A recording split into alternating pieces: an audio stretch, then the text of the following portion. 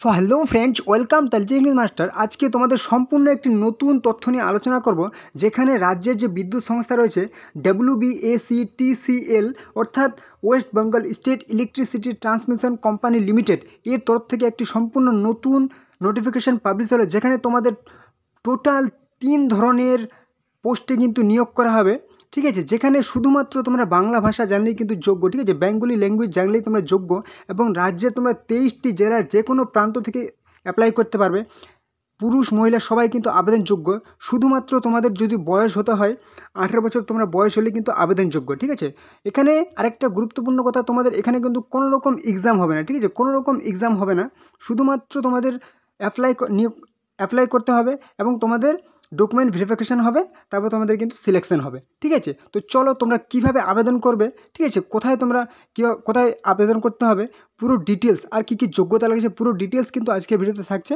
চলো ভিডিওটির মূল ভিডিওই ফিরে যাই। চলো, তো এই হচ্ছে কিন্তু রাজ্যের বিদ্যুৎ দপ্তরের তরফ থেকে প্রকাশিত হওয়া পুরো নোটিফিকেশন। ঠিক আছে, যেখানে তোমাদের পুরো ডিটেলসে বলে দেওয়া হয়েছে তোমাদের কি কি যোগ্যতা লাগবে এবং তোমরা কিভাবে আবেদন করবে। ঠিক আছে, তো তার আগে তোমাদের একটা কথা বলি, তোমরা যারা চ্যানেল নতুন আছো অবশ্যই কিন্তু চ্যানেলটিকে সাবস্ক্রাইব করে দাও এবং পাশে থাকা বেল আইকনটি ক্লিক করে দাও, তাহলে কিন্তু সমস্ত রকম চাকরির গুরুত্বপূর্ণ আপডেট তোমরা এই চ্যানেলেই পেয়ে যাবে। ঠিক আছে, তো চলো মূল ভিডিও ফিরে যাই। এখানে তোমাদের দেখো কবে থেকে কবে আবেদন হবে সেটা কিন্তু বলে দেওয়া হয়েছে।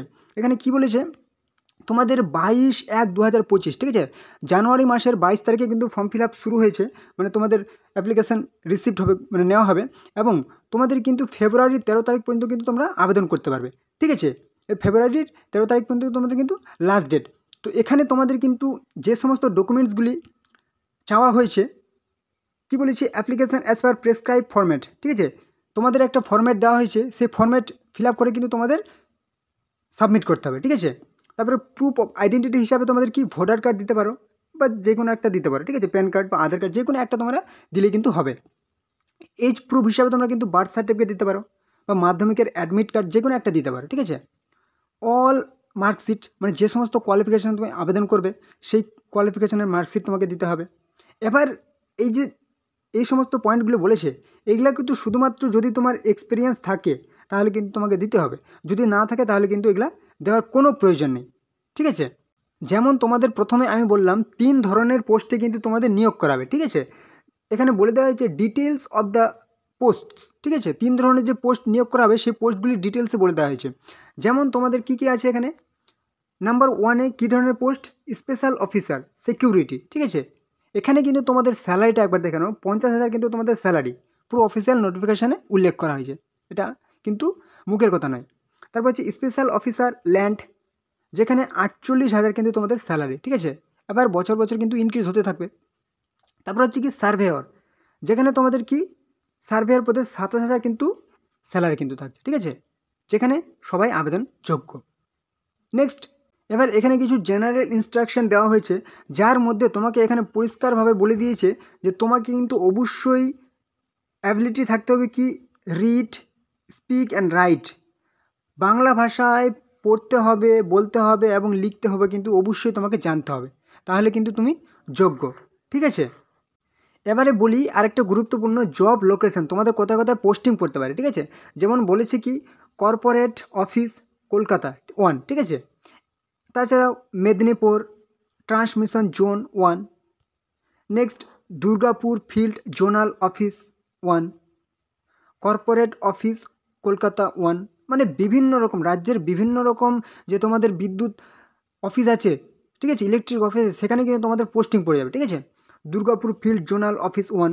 ওকে, তো এবারে হচ্ছে তোমাদের মেইন পয়েন্ট, তোমরা কিভাবে আবেদন করবে। ঠিক আছে, আবেদন পদ্ধতি, তো এখানে কিন্তু তোমাদের পুরোপুরি অফলাইনে তোমাদের কিন্তু আবেদন করতে হবে। ঠিক আছে, পুরোপুরি অফলাইনে আবেদন করতে হবে। আর এই যে দেখতে পাচ্ছ এটা কিন্তু হচ্ছে তোমাদের কিন্তু অফলাইনে আবেদন করার অ্যাপ্লিকেশন ফর্ম। ঠিক আছে, এটা কিন্তু তোমরা পুরোটাই সাবমিট করতে হবে।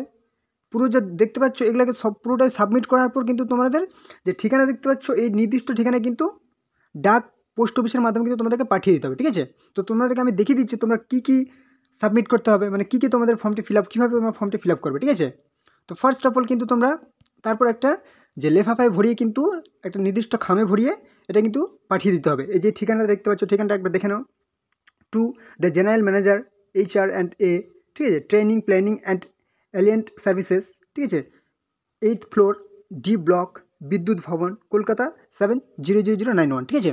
আর এখানে কিন্তু তোমাদের প্রথমে কি বলেছে, application for the post of, মানে কী পোস্টের জন্য আবেদন করবে। তোমাদের পোস্ট প্রথমে আমি দেখালাম 3 ধরনের পোস্ট, তো তুমি কোন পোস্টের জন্য আবেদন করবে সে পোস্টটা কিন্তু এখানে নামটা লিখতে হবে। আর এটা কিন্তু অবশ্যই তোমরা ডাউনলোড করে নেবে, ঠিক আছে, অফিসিয়াল ওয়েবসাইটে গিয়ে তোমাদেরকে দেখিয়ে দিচ্ছি। আর এখানে কি বলেছে, এখানে কিন্তু তোমরা একটা রিসেন্ট পাসপোর্ট কালার পাসপোর্ট সাইজের একটা ফটোগ্রাফ এখানে কিন্তু পেস্ট করে দেবে।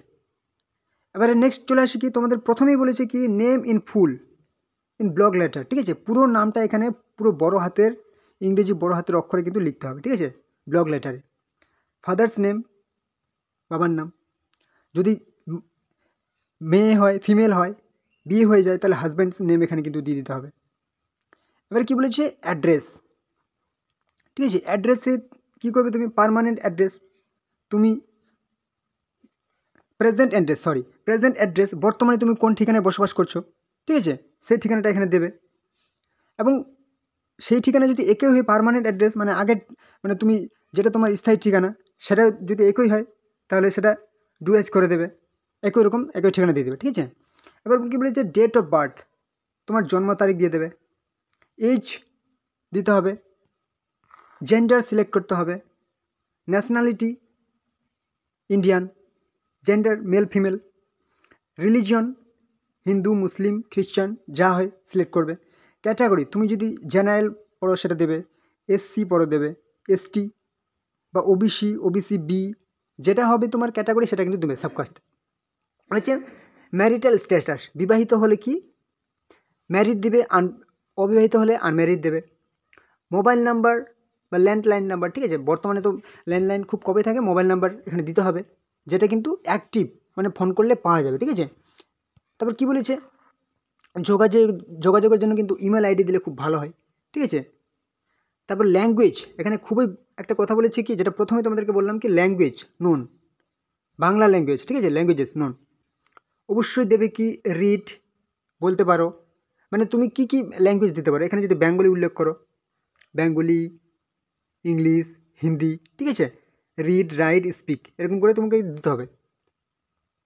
তারপর কি প্রেজেন্ট অকুপেশন ইফ অ্যানি, বর্তমানে যদি তুমি মানে কোনো একটা কাজ করে থাকো যদি করো তবেই কিন্তু এটা দিতে হবে, তোমাদেরকে আগে বললাম যদি এক্সপিরিয়েন্স থাকে তবে কিন্তু তোমার দিতে হবে, না থাকলে দিতে হবে না, ইফ অ্যানি বলেছে যদি থাকে। নেক্সট কি বলেছে এডুকেশনাল কোয়ালিফিকেশান, তুমি কোন যোগ্যতায় আবেদন করবে, ঠিক আছে, এডুকেশনাল কোয়ালিফিকেশান এখানে বলেছে কিন্তু এক্সাম কোন এক্সাম পাস করেছো এখানে 10th দেবে, ঠিক আছে, 10th দেবে, কোন বোর্ড থেকে পাস করেছো ওয়েস্ট বেঙ্গল নাকি অন্য সিবিএসসি, ঠিক আছে, কোন বছর পাস করেছো মার্কস দেবে, ডিভিশন দেবে এ বি সি কোন গ্রেডে, ঠিক আছে। এবার 12 দেবে সেটাও সিলেক্ট করবে কোন বোর্ড থেকে, পাসিং ইয়ার দেবে, মার্কস দেবে, পার্সেন্টেজ, ডিভিশন দেবে, ঠিক আছে। এবার দেবে গ্র্যাজুয়েট দেবে কোন বোর্ড থেকে দেবে, পাসিং ইয়ার দেবে, ঠিক আছে, মার্কস পার্সেন্টেজ দেবে, ডিভিশন দেবে। যদি মানে তোমার যদি শুধুমাত্র 10 পাস করা থাকে তো অবশ্যই 10 পাস দেবে, গ্র্যাজুয়েট করা থাকলে অবশ্যই গ্র্যাজুয়েট দেবে, 12 করা থাকলে 12 দেবে, এই যে পোস্ট গ্র্যাজুয়েট যদি করা থাকে অবশ্যই পোস্ট গ্র্যাজুয়েট দিয়ে দেবে, থাকলে দেবে না থাকলে কোনো প্রয়োজন নেই, ঠিক আছে। কোন বোর্ড থেকে করেছো দেবে, পাসিং ইয়ার দেবে, কত পার্সেন্টেজ নিয়ে পাস করেছো সেটা দেবে, ডিভিশন কোন ডিভিশনে ফার্স্ট ডিভিশন সেকেন্ড ডিভিশন, ঠিক আছে।